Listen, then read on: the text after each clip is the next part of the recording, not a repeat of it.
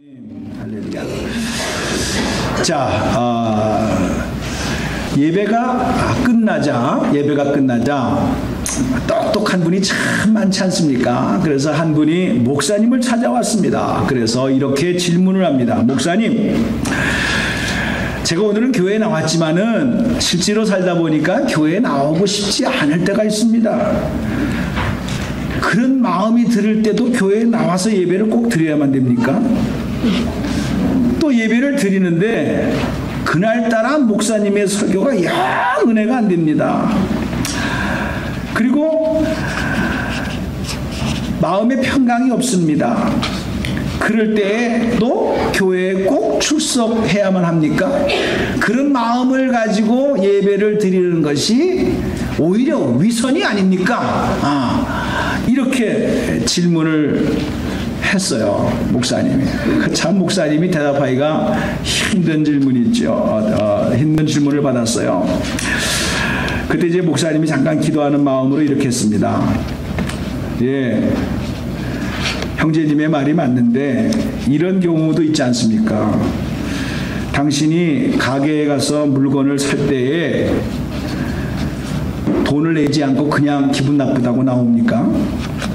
그리고 또 요즘 미국에서 렌트비를 많이 내는 그런 시스템인데 렌트비를 낼 때마다 집주인에게 늘 기분 좋은 마음으로 렌트비를 냅니까? 이렇게 반문을 했어요. 저희 교회에서도 이런 비슷한 일이 있었어요. 한 번은 성찬식을 한다고 몇 주 전서부터 광고를 하고 이제 2월달 첫 번째 주일에 성찬식을 할 거라고 하는데, 그러면 우리가 알다시피 준비를 해야 될 거 아닙니까? 마음의 준비를 하는데 성찬식을 하고 침례도 다 받은 분인데 성찬을 임하지 않는 거예요. 그게 보이잖아요. 이렇게 해서 왜 안 받으시니까, 제가 오늘 마음이 별로 좋지 않습니다. 그래서 이런 마음을 가지고서 성찬에 임하기에는 너무나 제가 하나님 보시기에 죄스러울 것 같아서 성찬을 안 받는 것이 오히려 깨끗할 것 같아서 제가 성찬을 거절했습니다. 아주 당당하게 그렇게 이야기를 하는 것을 우리 교회 안에서 있었어요.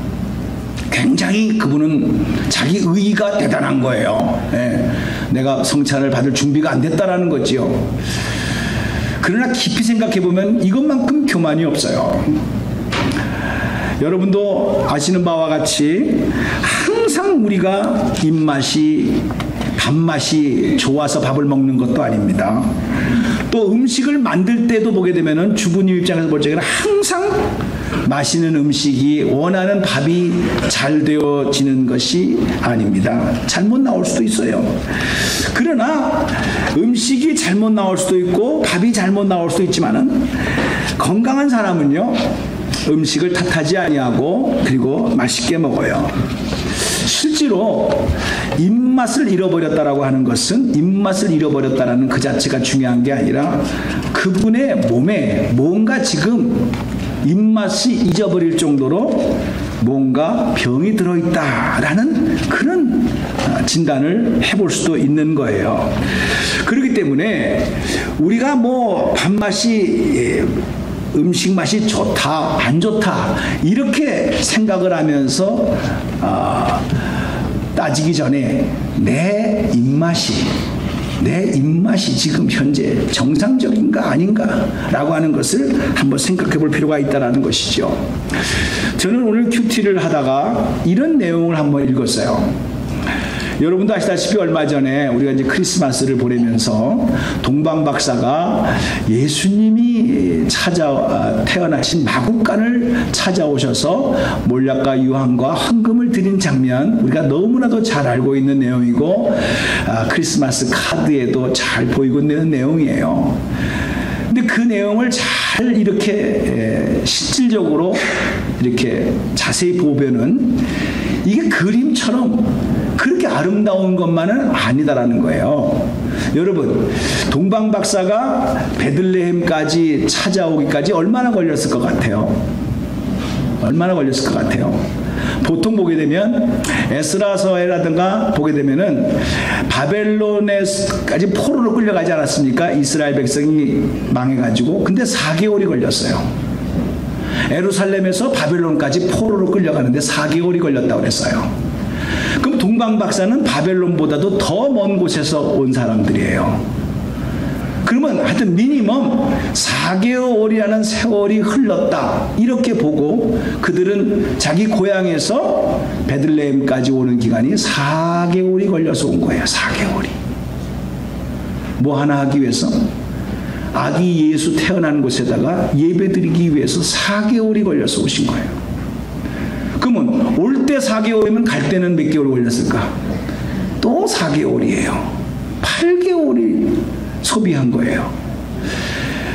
그저 낙타 타고 폼 잡고 오는 것처럼 느꼈지만은 강을 건너 산 계곡을 지나 사막까지 지나는 그런 험준한 거리예요. 35번 고속도로처럼 잘 뚫려진 거리 온 거 아니에요.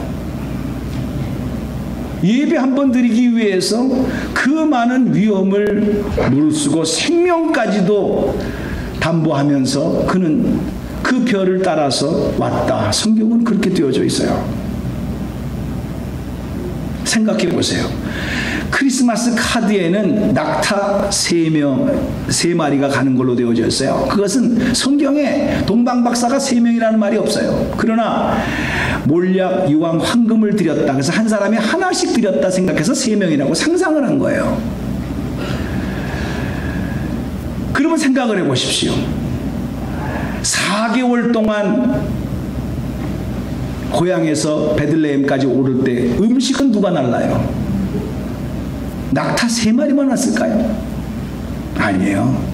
다른 낙타도 데리고 와가지고 거기에 많은 음식을 챙겨서 하면서 쉬다가 또 다시 리필을 하고 이렇게 해서 4개월 이상을 거쳐서 베들레헴까지 온 거예요. 뭐 하기 위해서? 예배 드리기 위해서. 실제로 그런 예배의 모습 속에서 우리가 실질적인 이 이민 생활에서 바쁘다, 시간 없다 라는 과정 속에서 오늘도 예배하러 모였지만은 여러분의 마음은 어떻습니까? 오히려 동방박사가 바보처럼 느끼지 않습니까? 미쳤어? 예배 한 번 드리기 위해서 4개월을 소비를 해? 모든 직장, 사업장 다 뒤로 하고 그 먼 거리를 생명을 담보하면서 와서 한다? 참으로 우리는 너무나도 이해가 안 되는 사건이 성경 마태복음에 나와 있어요. 사랑하는 성도님들, 만일에 우리 식으로 오늘 기분 나빠서 못 가겠다, 오늘 설교가 은혜가 안 돼서 못 가겠다, 감정은 중요한 것이지만 자기의 감정을 가지고 예배를 드림으로써 가니 안 가니 오늘 꿈자리가 사납니 안 사납니 라는 식으로 핑계를 댄다고 한다면 과연 그 영혼이 하나님 아버지 앞에 바로 선 것입니까? 그러면서 우리는 당당하게 얘기를 합니다. 오늘 내가 준비가 안 됐습니다. 그러므로 저는 오늘 못 갑니다. 그러나 생각을 해보세요. 우리가 이 세상을 살아나가는데도 기분 좋다고 해서 하고 기분 나쁘다고 안 합니까? 이 세상을 살아가는 사람 보더라도요, 기분 나빠도 해야 될 거는 해야 되는 거예요. 하기 싫어도 해야 될 것들이 얼마나 많은지 몰라요. 하물며 자기 생명 하나 살기 위해서 몸이 아파도 가게 문을 열어야 되고 힘들어도 나가야 되는 그런 상황 속에서 하나님 아버지 앞에 당신의 기분이 얼마나 대단하길래 기분 좋으면 오고 기분 나쁘면 안 오고, 설교가 항상 좋을 수가 있습니까? 좋을 때도 있고 마음이 안 들 때도 있는데 그거 가지고 이렇쿵 저렇쿵 다시는 가느니 안 가느니 들을 게 있다느니 없다느니, 이거는 설교 자체에 대한 얘기가 아니고 내 기분 자체가 대한 얘기가 아니고 당신이 진짜 하나님을 만났느냐 이 말이에요. 왜? 예배는 하나님과의 만남입니다. 이런 자세를 가지고 어떻게 우리가 하나님을 만나고 하나님으로부터 내 자신을 발견할 수 있을 것이라고 생각을 할 수가 있겠습니까? 오늘 본문의 내용은 대단한 의를 가지고 살아라, 엄청난 선을 행하라, 무슨 큰 공로를 행해야만이 하나님 아버지 앞에 예배가 이루어진다, 그런 얘기한 게 아니라 우리 평상시에 살아가면서 느낄 수 있는 가장 기본적이고 평범한 일들을 설명하고 있어요. 너희가 예배를 드리다가 원망 들을 만한 일이 있으면 예배를 잠시 뒤로 하고 원망 들은 일부터 해결하고 그리고 다시 와서 하나님 아버지 앞에 예배를 드리는 것이 참으로 복된 거다. 이렇게 말씀을 하고 있어요. 사랑하는 성도님들, 하나님은 참 이런 말씀 속에서 너희는 무조건 나한테만 잘해라 이렇게 말씀하신 것이 아니라 함께 예배를 드리고 있는 우리 교우들 사이에 또 내가 이 사회생활을 하는 가운데에서 이런 일 저런 일 때문에 마음이 상한 사람이 있을 경우에 그런 걸 해결하지 아니하고 할렐루야 하면서 교회에 와서 예배를 드린다면 그 예배가 복이 되겠느냐. 이런 가장 평범한 문제를 예수님께서 지금 말씀하고 있는 내용이에요. 사랑하는 성도님들, 원망이라고 하는 것은 잘 생각해보면 남들로부터 원망을 들었다. 이게 들었다라는 얘기가 아니더라고요. 메아리와 같아가지고요. 우리가 다른 사람들에게 원망을 하게 되면 원망하는 소리가 들리게끔 되어져 있다는 사실이에요. 실제로 이스라엘 백성들이 애굽에서 나와가지고 젖과 꿀이 흐르는 가나안 땅으로 가기까지 가장 큰 죄가 뭐냐 하게 되면은 뭐 기가 막힌 엄청난 죄를 졌기 때문에 그런 죄로 인하여 벌이 온 게 아니에요. 원망한 거예요. 하나님을 원망한 거예요. 내가 애굽에 있었으면은 이런 고생 안 했을 텐데 왜 나오게 해가지고 이렇게 우리가 목말라 하느냐, 배고파 하느냐 라고 하면서 그들은 하나님을 향하여 원망했어요. 그 원망이 깊이 생각해보면 이건 내 책임이 아니라는 뜻이에요. 하나님 때문에 그랬다라는 거 아니겠습니까? 이거는 오늘 이 시대도 마찬가지예요. 누구 때문에 내가 이 꼴이 됐다. 내가 가난하게 된 것은 부자인 사람 때문에 내가 가난하게 된 것이고, 내가 실패한 것은 세상 때문에 실패한 것이고, 내가 이 꼴로 사는 것은 누구 때문에 이렇게 됐다. 좀 더 구체적으로 말하면 부부 사이에도 남편 때문에 내가 이 모양이 됐다. 남편은 또 아내 때문에 이 모양이 됐다. 라고 하면서 원망과 불평은 원인을 자기에게서 찾는 것이 아니라 남에게 책임을 전가하고 그 원인이 다른 사람에게 있다라고 생각을 하기 때문에 원망이 생길 수 있다는 거예요. 이런 마음을 가지고서 여러분들이 오늘 점잖게 예배를 드리고 있는데 그 예배가 복이 될 수 있겠습니까? 성경은 그렇게 말씀하고 있지 않습니다. 히브리서 12장 14절을 보게 되게 되면 모든 사람으로 더불어 화평함과 거룩함을 좇으라. 이것이 없이는 아무도 주님을 보지 못한다. 한번 읽겠습니다. 시작. 모든 사람과 더불어 화평함과 거룩함을 따르라. 이것이 없이는 아무도 주를 보지 못하리라. 히브리서 12장 14절입니다. 하나님을 보지도 못하는데, 예수님을 보지도 못하는데 어떻게 만날 수 있겠다고 생각하십니까? 내 마음속에 화평함과 거룩함이 없으면은 하나님이 그 예배를 받지 않는다는 거예요. 예수님께서 오늘 말씀하십니다. 너희들이 원망 들을 만한 일이 생각나거든 이라고 말씀을 하고 있어요. 오늘 저와 여러분이 예배를 드리다가 성령께서 도우심으로 말미암아 생각이 날 때가 있어요. 새해는 왔고 새 마음은 가졌고 새로운 계획을 가졌는데 뭔가 평상시에는 그것 때문에 정신없이 왔다 갔다 하고 바쁘게 움직였는데 어느 날 성령께서 너 때문에 누군가 지금 괴로워하고 있는 거 지금 생각나게 하실 수가 있어요. 혹시 내가 실수를 해서 내가 본의 아니게 상대방에게 마음의 상처를 줬다고 한다면은 이게 생각나게 하신다는 거예요. 성령께서 생각나게 하거든요. 저는 참 이게 너무나도 예수님께서 실감 있게 구체적으로 표현해 주신 거예요. 우리가 생각이 납니까? 다 자기 잘난 맛에 자기가 잘했다라고 우기는데 어느 날 갑자기 I'm sorry. This is my fault. 하면서 자기의 잘못을 생각나게 하고 그것으로 인해서 상대방이 가슴 아파하다라는 그런 것을 느끼게 될 때 여러분들 어떻게 하시겠습니까? 성경 말씀은 예배를 드리다가도 먼저 가는 거예요. 네. 가서 그분과 화해하라는 거예요. 자, 다 같이 일어나십시다. 갑시다. 일어나는 말이니까. 지금은 하나님의 말씀을 받는 말이에요. 여러분들이 하나님의 말씀을 받고 이 말씀이 생각이 나거든. 한번 새해 새로운 꿈과 비전을 가지고 꿈을 가지고 뭐 설계를 하기에 앞서서 혹시 내가 한 해는 갔지만 해결하지 못한 이웃과의 불편한 관계가 있다고 한다면은 먼저 찾아가서 언니든지 이모든지 뭐 고모든지 상관없어요. 언니, 내가 이러이러한 것 때문에 마음 상했어요. 미안해요. 내가 참 어리석었어요. 용서해 주세요. 이 말 한마디가 여러분들의 예배를 그렇게 하지 않고 드리는 거하고 그렇게 하고 난 다음에 드리는 예배하고 천장지차라야 하는 거예요. 이게 하늘문이 열려지는 예배라는 거예요. 하나님의 음성을 들을 수 있는 예배라는 거예요. 성령이 임하시는 예배라는 거예요. 이런 예배가 복을 받을 수 있는 예배지. 그거 다 모른 채 하고 그거야 뭐 그 사람 입장이고 나야 뭐 생각 없이 한다고 한다면은 이 문제가 과연 어떻게 되겠냐는 거예요. 세상에서도 이런 문제에 대해서 연구를 참 많이 했습니다.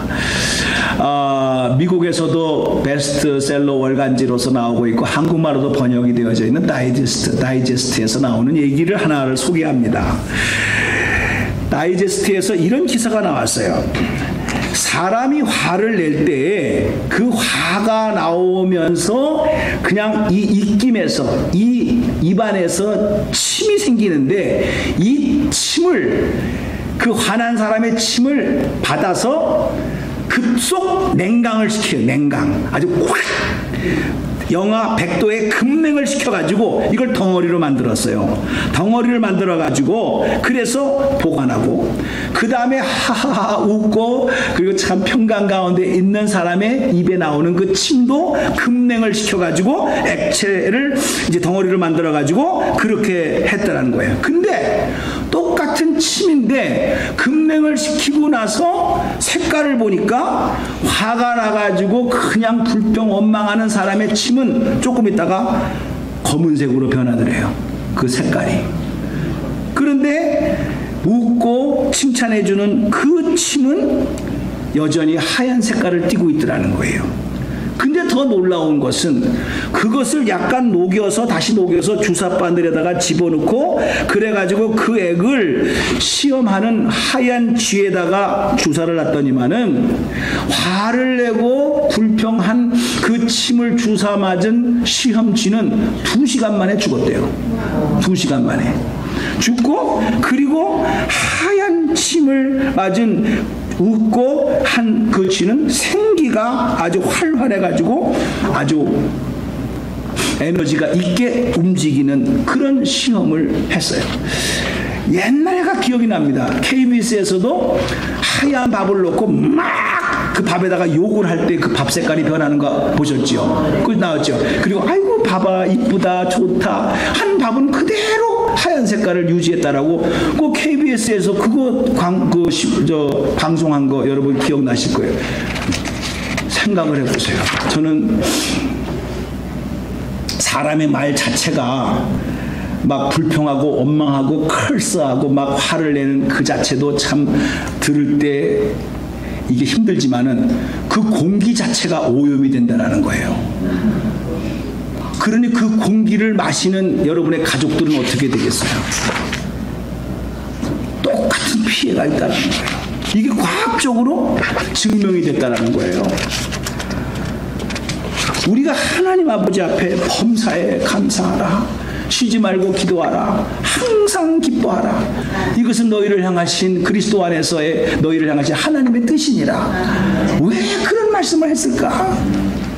다시 한번 우리가 뭐 신앙생활을 통해서 대단한 능력과 뭐 안수했을 때 뭐 병든 고치고 이런 큰 거 이기 이전에 우리가 감사할 수 있고 기뻐할 수 있고 상대방을 치열업하면서 그러면서 격려할 수 있는 이런 복된 말이 우리 교회 안에서 이루어진다고 한다면은요, 그 교회 안에서 그런 화제를 올려드는 그 공기도 맑아지고 좋아져가지고 다른 사람이 그 공기를 마실 때 영성이 아주 좋아질 수 있다는 그런 계기가 실질적으로 된다는 거예요. 반대는 얘기를 안 하겠어요. 그런 나쁜 공기를 마시면 똑같이 인상 써지게 되어져 있어요. 영원히 죽게 되어져 있어요. 그래서 우리가 여기에 와서 찬양하면서 감사하면서 같이 화답하면서 할 때는 안 보이지만 이 공기가요 너무너무 좋은 거예요. 이게 이런 공기를 마시게 되면은 건강에도 좋고 아주 영혼도 맑아지는 거예요. 그런데 여러분도 알다시피 그냥 컬스하고 불평하고 원망하고 그런 분위기가 되면 공기도 탁해져요. 벌써 느끼잖아요. 살벌해요. 그런 곳에서 숨을 쉴 수가 없어요. 숨이 막힌다. 그 말이 그 말이에요. 사랑하는 성도님들, 우리가 마태복음 5장, 6장, 7장을 지금 계속 공부하면서 지금 6장을 들어가고 있는데 결국은 뭡니까?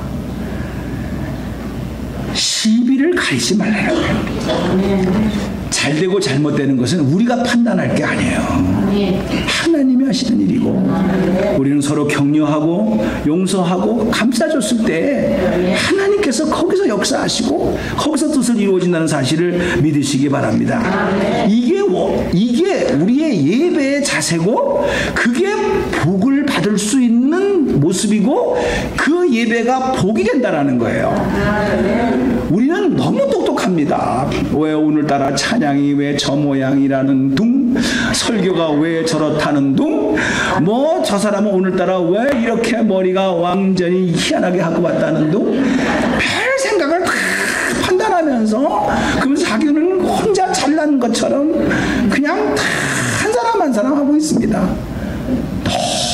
너무 피곤하게 만드는 거예요, 사람을. 그다 하나님께 맡기세요. 하나님이 예배 드리는 모습을 하나님이 평가하시지 우리는 평가하는 게 아니에요. 우리는 하나님께 예배드리는 예배라고 하는 무대에 여러분 한 사람이 주인공이 되어져서 열심히 맡은 것을 향하여 하나님께 드려지는 거예요. 그러면 하나님이 그것을 기쁘게 받으시고 그리고 저건 마당만 밟고 가는 사람이다. 저 사람은 진짜 오늘 신령과 진정으로 예배를 드렸다. 누가 판단한다고요? 하나님이 판단하는 거예요. 목사는 뭐냐? 하나님께로 인도하는 인도자뿐이에요. 주인공은 여러분이에요. 여러분이 어떻게 하나님 대신해서 설교가 잘 됐느니 못 됐느니 찬양이 좋았느니 안 좋았느니 저 사람은 왜 저 모양이냐는 둥 어떻게 하나님 앞에 예배를 드리면서 자기가 하나님처럼 하고 있냐는 거예요. 이것만큼 잘못된 것이 없다는 사실입니다. 그렇기 때문에 오늘 저는 이렇게 결론을 내립니다. 우리가 하나님 앞에 예배를 드릴 때 복이 돼야 되는 것이 맞는데 왜 예배에 은혜가 없느냐? 왜 예배를 드릴 때마다 힘이 드느냐? 왜 예배의 찬송가 1절, 2절, 3절까지는 괜찮은데 5절까지 부르면 왜 이렇게 힘이 드느냐? 왜 이렇게 힘이 드느냐? 그것 다 이유가 여러 가지가 있겠습니다만은 간단합니다. 내 영혼이 시들었기 때문에 그런 거예요. 자꾸만 남에게 핑계를 내지 마시고 자기의 영혼이 지금 올바로 하나님 아버지 앞에 서여져 있는가, 하나님과의 올바른 만남이 있는가, 이거를 여러분들이 생각하게 될 때 이루어질 줄로 믿습니다. 저는 이런 시를 갖다가 하나 발견하게 됐어요. 너무나도 고전적이지만은 한국적으로 이 시를 썼기 때문에 여러분들에게 소개하고자 합니다. 청사는 나를 보고 티 없이 살라 하네. 저런 시입니다. 사랑도 부질없어 마음도 부질없어 청사는 나를 보고 말없이 살라 하네. 탐욕도 벗어버려 성냄도 벗어버려 하늘은 나를 보고 티 없이 살라 하네. 그 다음에 오셨습니다. 버려라 헐헐, 벗어라 헐헐, 사랑도 헐헐, 미움도 헐헐, 버려라 헐헐. 그렇게 말해요. 좀 박자를 봐. 헐헐. 자, 헐헐은 여러분이 합시다. 시작. 벗어라, 버려라, 탐욕도, 성냄도, 물같이 바람같이 살다가 가려 하네. 강물같이 바람같이 살다가 가려 하네. 헐헐의 역사가 있기를 바랍니다. 하나님의 은혜는 우리가 받아야 되지만은 여러분의 미움, 시기, 정욕은요, 가져봐야 아무 의미가 없어요. 새해가 왔고 새 마음을 가졌어도 시기와 질투, 미움이 있게 되면은 하나님 아버지 앞에 영광이 안 되고 예배가 복이 될 수가 없어요. 그때마다 헐헐 날려보내시고 하나님 아버지 앞에 복을 받는 귀한 인생으로 세워지기를 주님의 이름으로 축복합니다. 기도하겠습니다. 자비로우신 하나님 아버지, 은혜를 감사합니다.